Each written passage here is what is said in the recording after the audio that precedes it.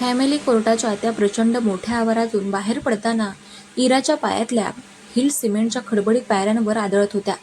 दुपारचं ऊन मुंबईच्या हवेतल्या दमटपणाला धरून अंगाची लाई करत होतं. कोर्टाच्या गेटबाहेर येताच तिने काळ्या रंगाचा मोठा गॉगल डोळ्यांवर चढवला, जेणेकरून तिच्या डोळ्यांमध्ये दाटून आलेला राग आणि हतबलता जगाला दिसणार नाही. रस्त्यावर टॅक्सी, गाड्या आणि माणसांची एकच झुंबड उडाली होती. प्रत्येकजण आपापल्या घाईमध्ये पळत होता. पण इराचे पाय मात्र एका जागी खिळल्यासारखे झाले होते. 6 महिने हा आकडा तिच्या डोक्यामध्ये एखाद्या भुंग्यासारखा गुणगुणत होता. तिने हातानेच एक रिकामी काळी पिवळी टॅक्सी थांबवली. मागचा दरवाजा उघडला आणि स्वतःला आतमध्ये झोकून दिलं. टॅक्सी ड्रायव्हरने आरशातून तिच्याकडे पाहिलं आणि विचारलं, कहा जाना है मॅडम? इराने काही सेकंद विचार केला. कुठे जायचं होतं तिला?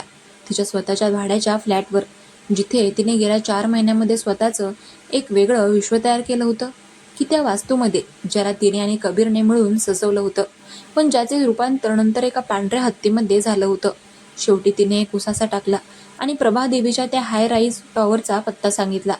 टॅक्सी मुंबईच्या ट्रॅफिकचा सामना करत पुढे सरकू लागली. इराने डोके मागे टेकले आणि तिचे डोळे मिटले. पण डोळे मिटताच तिला कोर्टरूममधला कबीरचा तो रागीट चेहरा आणि जज साहेबांचा तो निर्विकार आवाज ऐकू येत होता. दुसऱ्या बाजूला कबीर त्याच्या आलिशान काळ्या रंगाच्या सेडान गाडीच्या ड्रायव्हिंग सीटवर बसला होता. त्याचे दोन्ही हात स्टेअरिंग व्हीलवर इतके घट्ट आवळले होते की त्याच्या हाताच्या नसा स्पष्ट दिसत होत्या. त्याने गाडी स्टार्ट केली नाही. गाडीच्या वातानुकूलित केबिनमध्येही त्याला गुदमरल्यासारखं वाटत होतं. त्याने शर्टाचे वरचे 2 बटन घाईघाईने उघडले आणि टाय पूर्णपणे सेल करून बाजूच्या सीटवर फेकून दिला.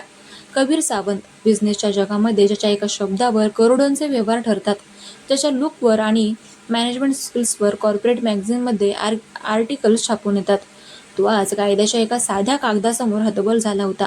त्याला इराचा प्रचंड राग येत होता. तिचा तो ताठपणा, तिचा तो कधीही न झुकणारा स्वभाव आणि स्वतःला नेहमी बरोबर सिद्ध करण्याची तिची ती वृत्ती. कबीरला वाटलं होतं की आज सगळं संपेल, तो मुक्त होईल. पण कोर्टाने त्याला अशा चक्रव्यूहात ढकललं होतं जिथून बाहेर पडण्याचा रस्ता पुढचे 180 दिवस बंद होता. त्याने गाडीचा गिअर टाकला आणि रागाच्या भरामध्ये ॲक्सिलेटरवर पाय दिला. गाडी एका झटक्यामध्ये कोर्टाच्या आवारातून बाहेर पडली आणि प्रभादेवीच्या दिशेने धावू लागली. दुपारची वेळ सरून संध्याकाळचे 5 वाजायला आले होते. मुंबईच्या आकाशामध्ये हळूहळू राखाडी रंगाचे ढग जमायला सुरुवात झाली होती, जे कधीही बरसण्याच्या तयारीमध्ये होते. प्रभादेवीच्या त्या 25 मजली टोलेजंग इमारतीच्या 14व्या मजल्यावरचा फ्लॅट नंबर 1402 हा तोच फ्लॅट होता जो कबीर आणि इराने त्यांच्या लग्नानंतर मोठ्या हौसेने घेतला होता. घराचा मुख्य दरवाजा उघडून कबीरने आतमध्ये पाऊल ठेवलं. घर पूर्णपणे शांत होतं. गेल्या काही महिन्यांपासून इथे फक्त एक केअरटेकर येऊन साफसफाई करून जात होता, त्यामुळे घरामध्ये एक वेगळाच कोरडेपणा आणि शांतता पसरलेली होती. कबीरने त्याची लॅपटॉप बॅग सोफ्यावर फेकली आणि तो सरळ बाल्कनीमध्ये गेला. तिथून दिसणारा अरबी समुद्र आज नेहमीपेक्षा जास्त अस्वस्थ वाटत होता. तो तिथेच उभा राहून सिगारेट पेटवणार तितक्यात मागून मुख्य दरवाजाची वेल वाजली. कबीरचे शरीर एका क्षणासाठी ताठ झाले. त्याला माहिती होतं की दरवाजा पलीकडे कोण आहे. तो संत पावले टाकत हॉलमध्ये आला आणि त्याने दरवाजा उघडला. दरवाजाच्या बाहेर इरा उभी होती. तिच्या हातामध्ये 2 मोठ्या ट्रॅव्हल बॅग्स होत्या. तिने गॉगल डोक्यांवर सरकवला होता.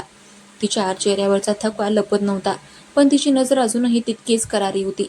कबीर दरवाजाच्या मधोमध तसाच उभा राहिला. त्याने तिला आत येण्यासाठी जागा दिली नाही. दोघांची नजर एकमेकांना भेटली. हवेमध्ये परत एकदा तो जुना तणाव निर्माण झाला, जो त्यांच्या नात्याचा अंत ठरला होता. इराने कबीरच्या डोळ्यांमध्ये पाहत एक पाऊल पुढे टाकलं. कबीर, बाजूला हो, मला आतमध्ये यायचंय. कबीरने कुत्सितपणे हसून तिला विचारलं, खूप घाई आहे वाटतं? कोर्टाची ऑर्डर येऊन अजून काही तास झाले नाहीत आणि तू बिछाना घेऊन हजर झालीस? इराने तिच्या बॅगचा हँडल घट्ट पकडला. तिचा आवाज शांत पण धारदार होता. मलाही इथे येण्याची कोणतीही हौस नाहीये, पण मला कायद्याचा आदर आहे आणि मुख्य म्हणजे हा फ्लॅट जितका तुझा आहे तितकाच माझ्याही पैशांचा आहे. सो मला अडवण्याचा प्रयत्न करू नकोस. कबीरने काही न बोलता आपला हात मागे घेतला आणि तो बाजूला झाला. इरा तिच्या बॅग सोडत हॉलच्या आतमध्ये आली. तिच्या पायातल्या हिल्सचा आवाज त्या इटालियन मार्बलच्या फरशीवर खटखट करत घुमला. तिने संपूर्ण हॉलवर एक नजर फिरवली. भिंतीवर लावलेली त्यांची पेंटिंग्स, कोपऱ्यामध्ये ठेवलेला तो महागडा डिझायनर दिवा, सगळं काही तसंच होतं. पण या वस्तूंमध्ये आता ती जिवंतपणा नव्हती. इराने न थांबता थेट मास्टर बेडरूमच्या दिशेने पावलं टाकले. हे पाहताच कबीर मागे ओरडला, वेट अ मिनिट, तू कुठे चालली आहेस? इरा बेडरूमच्या दरवाजापाशी थांबली आणि मागे वळून म्हणाली, मास्टर बेडरूममध्ये माझ्या बॅग्स अनपॅक करायला. कबीर वेगाने तिच्या जवळ आला. त्याचा आवाज चढला. ती माझी बेडरूम आहे. मी गेल्या 4 महिन्यांपासून तिथेच राहतोय. तू गेस्ट रूम वापरू शकतेस. इराने तिच्या चेहऱ्यावर एक उपहासात्मक हसू आणलं. गेल्या 4 महिन्यामध्ये तू काय केलंस याच्याशी मला काही देणेघेणे नाही.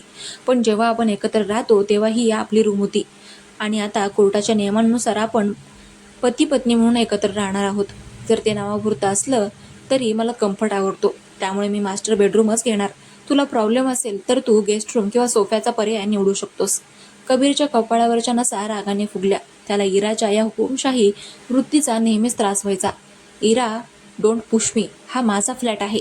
इराने तिची बॅग आत ओढली आणि दरवाजाच्या हँडलला हात लावून म्हणाली, आपला फ्लॅट आहे कबीर. डॉक्युमेंट्स नीट तपासून बघ. आणि हो, आज रात्री मला डिस्टर्ब करू नकोस. मी खूप थकली आहे. असं बोलून तिने कबीरच्या तोंडावर बेडरूमचा दरवाजा जोरात बंद केला. दरवाजा बंद होण्याचा तो मोठा आवाज संपूर्ण घरामध्ये प्रतिध्वनित झाला. कबीर तिथेच उभा राहिला.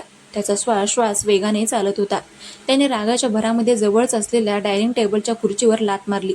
खुर्ची मागे सरकली आणि भिंतीला जाऊन धडकली. कबीरने दोन्ही हातांनी स्वतःचे डोके धरले. पुढचे 6 महिने या स्त्रीसोबत एकाच घरात घालवणे म्हणजे स्वतःच्या हाताने स्वतःच्या मानसिक शांततेचा बळी देणे होते याची त्याला पूर्ण खात्री पडली होती. रात्रीचे 8 वाजून गेले होते. बाहेर आता मुसळधार पाऊस सुरू झाला होता. पावसाचे थेंब खिडकीच्या काचांवर एखाद्या एवढ्या जोराने आदळत होते की घरामध्ये एक वेगळाच गडगडाट ऐकू येत होता.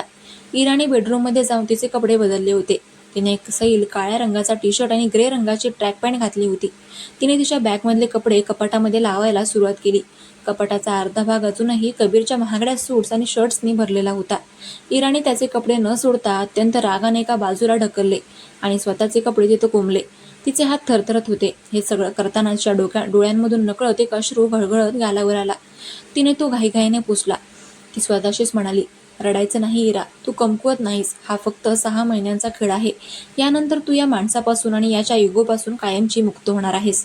ती बेडवर जाऊन बसली आणि तिने तिचा फोन हातामध्ये घेतला. ऑफिसचे शेकडो मेल्स पडून होते, पण तिचे लक्ष कशातच लागत नव्हते.